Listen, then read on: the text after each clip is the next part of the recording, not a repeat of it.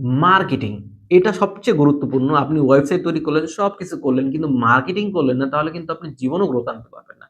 Marketing ২ ধরনের। একটা হলো অর্গানিক, আরেকটা হলো পেইড।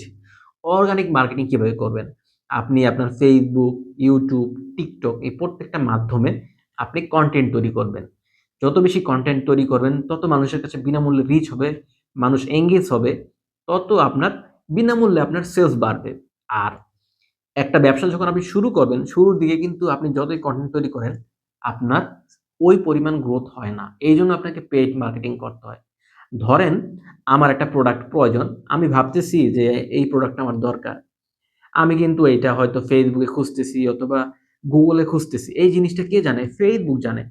কিন্তু আপনি যে সেইম প্রোডাক্টটা বিক্রি করতেছেন, সেটা আপনি কি আমাকে খুঁজে পাবেন? পাবেন না। আপনি যদি এড রান করেন, আপনি কিন্তু ইজিলি আমার কাছে পৌঁছতে পারবেন।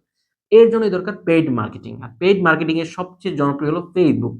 Facebook এ আপনি মিনিমাম মাসে ৩ থেকে ৪-৫ হাজার টাকা বাজেট রাখবেন। শুরুর দিকে আপনার ব্যবসা যতই ছোট হোক না কেন, আপনি যত পেইড মার্কেটিং এ ইনভেস্ট করবেন, আপনার ব্যবসার গ্রোথ তত তাড়াতাড়ি সেলস হবে, তত ব্যবসা প্রচার হবে। তাই আপনাকে পেইড মার্কেটিং অবশ্যই করতে হবে।